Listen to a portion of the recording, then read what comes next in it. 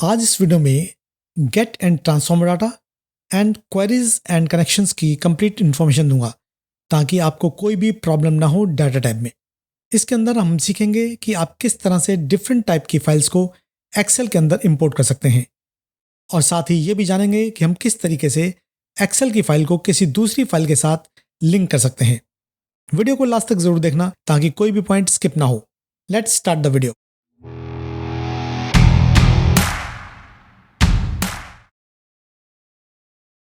Okay, welcome back. Hello friends, मैं हूं प्रदीप और आप देखना शुरू कर चुके हैं कंप्यूटर एक्सपर्ट में एक्सेल सीरीज की क्लास 15। और हाँ, अगर आपको ये वीडियो पसंद आता है तो please like and share the video and subscribe the channel. Subscribe करना आपके लिए बिल्कुल फ्री है, बट इससे हमें मोटिवेशन मिलता है और वीडियोस बनाने के लिए। एंड आपका कोई भी क्वेश्चन हो तो फील फ्री टू कमेंट में। एंड अगर आपने एक्सेल सीरीज नहीं देखी है तो जरूर देखें, लिंक नीचे डिस्क्रिप्शन में है।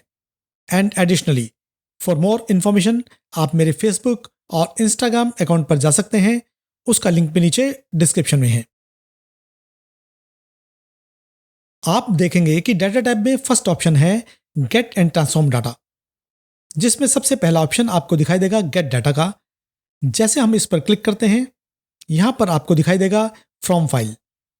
फ्रॉम फाइल के अंदर आप डिफरेंट तरह की फाइल्स इंपोर्ट कर सकते हैं, चाहे वो एक्सेल की फाइल हो, कोई टेक्स्ट फाइल हो, XML फाइल, जेसन फाइल या कोई फोल्डर भी हो सकता है। आप इसमें डिफरेंट टाइप के डाटाबेस जैसे एक्सेस को भी इंपोर्ट कर सकते हो। ये बहुत सारी एक्सटेंशंस को सपोर्ट करता है। डिफरेंट टाइप के डाटाबेस से डाटा इंपोर्ट कर सकते हैं। तो चलिए मैं आपको कुछ डाटा इंपोर्ट करके दिखाता हूं, जिसमें सबसे पहले हम जाते हैं फर्स्ट ऑप्शन पर। फ्रॉम फाइल के अंदर आप देखोगे from text CSV। CSV means comma separated values, simple text file जिसमें टेबुलर स्ट्रक्चर बनाने के लिए कॉमा से टेक्स्ट को सेपरेट किया जाता है। इस पर क्लिक करते ही ब्राउज विंडो ओपन हो जाएगी। यहां से फाइल को ब्राउज करेंगे। जैसे ये मेरे पास एक फाइल है एम्प्लॉय डाटा, मैं इसको सेलेक्ट करता हूं, देन इंपोर्ट पर क्लिक करता हूं। यहां इस फाइल का डाटा शो हो रहा है। जैसे ही लोड पर क्लिक करेंगे, एम्प्लॉय डाटा के नाम से एक न्यू शीट क्रिएट हो जाएगी और डाटा लोड हो जाएगा। एंड सेम ऐसे ही आप एक्सेल का डाटा भी इंपोर्ट कर सकते हैं। कैसे, आइए देखते हैं। यहां गेट डाटा में फ्रॉम फाइल में फ्रॉम एक्सेल वर्कबुक पर जैसे ही क्लिक करेंगे तो ब्राउज विंडो ओपन हो जाएगी। यहां मेरे पास एक डाटा ए के नाम से फाइल है, मैं इसको सिलेक्ट करता हूं, देन क्लिक करेंगे इंपोर्ट पर। यू कैन सी हियर इस वर्कबुक में 3 शीट्स हैं, fruit and veg, sales and students, और इन तीनों शीट्स में एक एक टेबल है। ओके, तो मैं यहां से इस टेबल का डाटा इंपोर्ट करता हूं। उसके लिए शीट को सेलेक्ट करता हूं, देन सिंपली लोड पर क्लिक कर दूंगा तो डाटा इंपोर्ट हो गया है। मैं आपको उसी वर्कबुक को ओपन करके दिखाता हूं। You can see here same data है जो अभी मैंने इंपोर्ट किया है। इसका बेनिफिट क्या है? यह तो हम सिंपली एक्सेल का डाटा भी ला सकते हैं, बस यही एक मैजिक है। मैं इस ओरिजिनल फाइल में कुछ चेंज करता हूं। यहां सेक्शन बी को मैं चेंज कर देता हूं ए में। फाइल को सेव करते हैं, देन यहां रिफ्रेश ऑल में रिफ्रेश ऑल पर क्लिक कर देंगे and boom, you can see here यहां भी डाटा अपडेट हो गया है। एंड इसी तरह हम वेब से मीन इंटरनेट से भी डाटा इंपोर्ट कर सकते हैं। उसके लिए यहां फ्रॉम वेब पर क्लिक करते हैं एंड यहां URL पेस्ट कर देंगे। मैं एक ब्राउजर ओपन करता हूं और यहां से सर्च करता हूं इंडिया, देन इस वेबसाइट का लिंक कॉपी कर लेता हूं, देन यहां लिंक पेस्ट कर देना है। यहां नेविगेटर विंडो ओपन हो जाएगी और यहां से हम वेब व्यू और यहां से टेबल व्यू देख सकते हैं। और ये सब टेबल्स हैं, टेबल 1, टेबल 2 एसेट्रा। जिस भी टेबल पर क्लिक करेंगे उसका डाटा राइट पेन में दिखाई देगा। टेबल 2 को सेलेक्ट करने के बाद सिंपली लोड पर क्लिक कर देंगे। अब इसमें कितना टाइम लगेगा, it's depend on the internet speed. And done, data import हो गया है। अब आप इस डाटा को अपने हिसाब से यूज कर सकते हैं, एनालाइज कर सकते हैं, मैनेज कर सकते हैं। बट एक फाइल में मोर देन 1 टेबल हो या एक पेज पर ही मोर देन 1 टेबल हो तो कैसे करेंगे? ओके, इसको भी एक्सप्लेन से समझते हैं। जाएंगे डाटा टैब में, यहाँ पर आपको गेट डाटा का ऑप्शन मिल जाएगा, इस पर क्लिक करेंगे। इसके बाद यहाँ पर पहला ऑप्शन है फ्रॉम फाइल, तो यहाँ पर आपको एक ऑप्शन मिलता है फ्रॉम पीडीएफ का, तो इस पर हमें क्लिक करना है। इसके बाद आपके सामने इंपोर्ट डाटा की विंडो आ जाएगी और अब पीडीएफ फाइल को सेलेक्ट करते हैं। अब क्लिक करेंगे इंपोर्ट पर। इसके बाद यहाँ पर नेविगेटर की विंडो ओपन हो जाएगी। इस पीडीएफ फाइल में जितनी भी टेबल्स होंगी या पेजेस होंगे उनकी लिस्ट यहाँ पर दिख जाएगी। अगर आप पेज पर क्लिक करेंगे तो आपके पेज में जितना भी डाटा होगा वह आपको यहाँ पर शो होगा, और अगर टेबल पर क्लिक करेंगे तो उस टेबल का डाटा शो होगा। हमारे पेज और टेबल में सेम डाटा है। आपको यहाँ से टेबल इंपोर्ट करना है, तो हम सिंपली यहाँ पर टेबल पर क्लिक करेंगे। इसके बाद आपको यहाँ पर लोड पर क्लिक कर देना है। तो यहाँ जो हमारी पीडीएफ फाइल में डाटा होगा वो एक्सेल में इंपोर्ट हो जाएगा कुछ ही सेकंड्स में। तो जैसा कि आप देख सकते हो कि जो हमारा डाटा है वह एक्सेल में इंपोर्ट हो चुका है। इस साइड यहाँ पर क्वेरीज एंड करेक्शन की विंडो है। अभी इसका हमें कुछ नहीं करना है, सिंपली यहाँ से इसे क्लोज कर देते हैं। और इसी तरह हम अपनी सेकंड पीडीएफ फाइल को इंपोर्ट करते हैं। पहले बताया हुआ प्रोसेस रिपीट करते हैं। नेविगेटर विंडो में पीडीएफ का डाटा शो हो रहा है, 3 टेबल्स और 2 पेजेस। एक टेबल पीडीएफ फाइल में 2 पेजेस पर थी, इसलिए यहाँ पर 3 टेबल शो हो रही हैं। और आपकी पीडीएफ फाइल में जितनी भी टेबल्स होंगी या जितने भी पेजेस होंगे उन सभी की लिस्ट यहाँ पर आ जाएगी।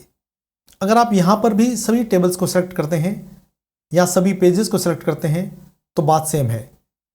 आप इन दोनों में से कोई भी ऑप्शन चूज कर सकते हैं। अगर आप यहाँ पर सभी टेबल्स सेलेक्ट करते हैं तो आपकी पीडीएफ फाइल में जितनी भी टेबल्स होंगी वह सभी एक्सेल में इंपोर्ट हो जाएंगी। बाकी अगर आप यहाँ अपने पेजेस को सेलेक्ट करते हैं तो आपके पीडीएफ फाइल के पेजेस में जितना भी डाटा होगा वो एक्सेल में इंपोर्ट हो जाएगा। तो यहाँ पर आपके सामने 2 ऑप्शन है, टेबल का और पेज का। इन दोनों ऑप्शन में से आपको कोई ऑप्शन चूज करना है। मल्टीपल पेजेस या मल्टीपल टेबल्स को सेलेक्ट करने के लिए आपको यहाँ पर एक ऑप्शन मिलता है सेलेक्ट मल्टीपल आइटम्स, इस पर हमें टिक लगा देना है। उसके बाद आप यहाँ पर देख सकते हो कि जितनी भी टेबल हैं या जितने भी पेजेस हैं उन सभी के सामने एक चेकबॉक्स आ चुका है। हम यहाँ सभी टेबल्स को एक्सेल में इंपोर्ट करके लाना चाहते हैं, तो हम यहाँ सभी टेबल्स पर टिक लगाएंगे। ध्यान रखना, अगर आप यहाँ सभी टेबल्स को सेलेक्ट कर रहे हो तो आपको यहाँ पर पेज को सेलेक्ट नहीं करना है। बाकी अगर आप यहाँ सभी पेज को सेलेक्ट करते हैं तो आपको यहाँ पर टेबल को सेलेक्ट करने की ज़रूरत नहीं है। अगर आप ऐसा करोगे तो आपका डाटा डुप्लीकेट हो सकता है। ओके, तो हम यहाँ सभी टेबल्स को सिलेक्ट कर लेते हैं। सभी टेबल्स को सिलेक्ट करने के बाद आपको यहाँ नीचे एक ऑप्शन मिलता है लोड का, तो आपको सिंपली इस पर क्लिक करना है। उसके बाद आपको इस साइड यहाँ पर क्वेरीज एंड कनेक्शन की विंडो दिखाई देगी। अगर ये विंडो यहाँ पर दिखाई नहीं देती तो आपको यहाँ डाटा टैब में क्वेरीज एंड कनेक्शन का ऑप्शन मिल जाता है। आपको सिंपली इस पर क्लिक कर देना है तो ये विंडो ओपन हो जाएगी। और अब यहाँ पर आप देख सकते हो जितनी भी हमारी टेबल्स थी वो सभी यहाँ पर आ चुकी हैं। तो अब हम टेबल 1 को एक्सेल में इंपोर्ट करते हैं। तो हम टेबल 1 पर क्लिक करेंगे, टेबल पर राइट क्लिक करेंगे। उसके बाद आपको यहाँ लोड टू का ऑप्शन मिलता है, आप इस पर क्लिक करेंगे। इसके बाद हम अपने डाटा को एक टेबल फॉर्मेट में लेकर आना चाहते हैं, तो हम यहाँ पर टेबल चूज करेंगे। उसके बाद यहाँ से आप अपने सेल का सिलेक्शन भी कर सकते हैं, जिस सेल में आप अपने डाटा को इंपोर्ट करना चाहते हैं। इसके बाद आपको सिंपली ओके पर क्लिक कर देना है। तो यहाँ टेबल 1 का डाटा इंपोर्ट हो चुका है। और इस प्रोसेस को रिपीट करेंगे टेबल 2 और टेबल 3 के लिए।